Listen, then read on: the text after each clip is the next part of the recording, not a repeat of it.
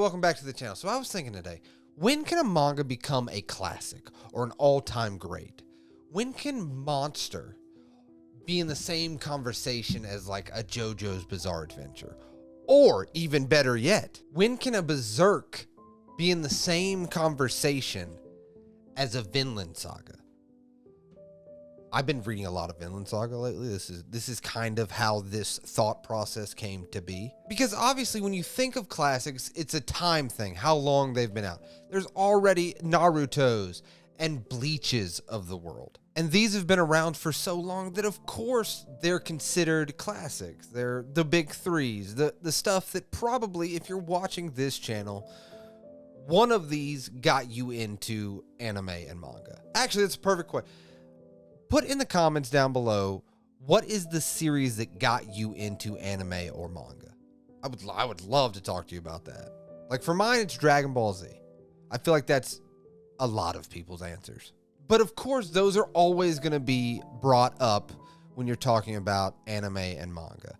But see, there's newer ones that get brought up in a way of a great or a classic already. And have they ran the gamut enough to be considered that? Like, you know, your Attack on Titans, right?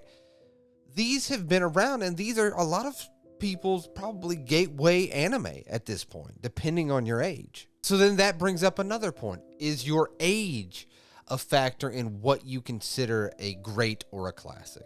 Because to me, those are two very different words.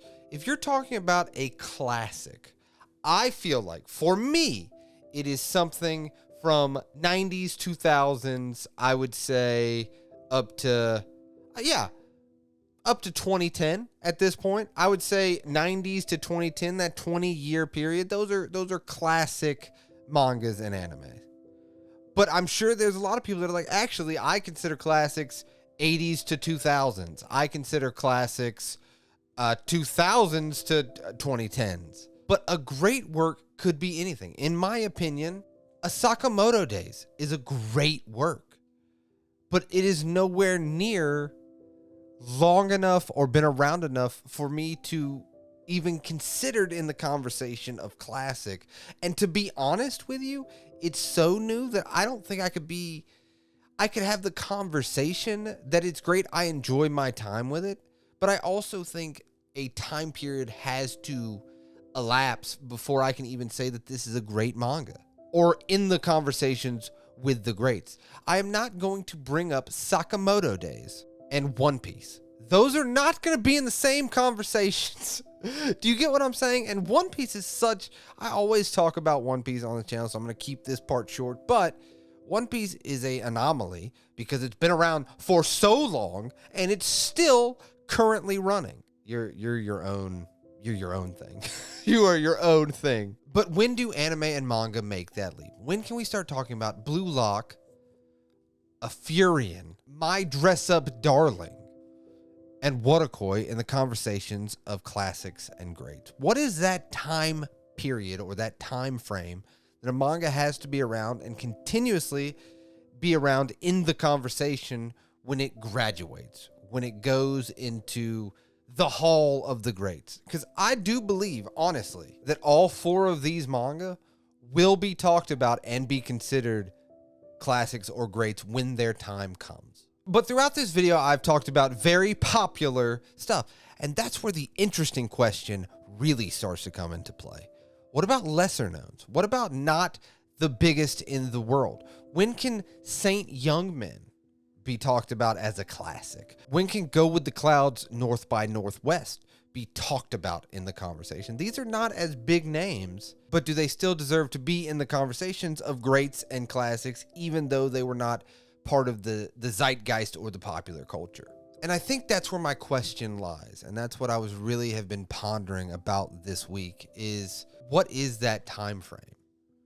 What is it that makes a popular manga or anime go from popular manga and anime to classic anime or classic manga? Does it have to be a big three or a super popular manga in popular culture? Or do you consider lesser known titles still a classic? I think it's a pretty interesting question to think about. Is time the only thing that separates a popular manga from a classic manga? Or is it something bigger? Is it something more? Are they still part of the conversation 10 years ago? I don't know. I might have just rambled on and not made a bit of sense in this video, but I have really been thinking about this question a lot.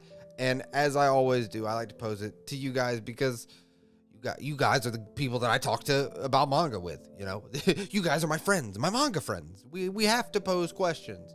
So let me know in the comments down below what you think. And hopefully I made sense in this video, and hopefully you enjoyed this video. And maybe I got you thinking about something like, oh, what is the difference between popular and classic? When does a manga or anime make that switch? Is it a time thing, or is it something even deeper? But yes, as always, I appreciate you guys wholeheartedly. Thank you always for supporting my videos and supporting the channel. It means the world to me. And I'll see you next time.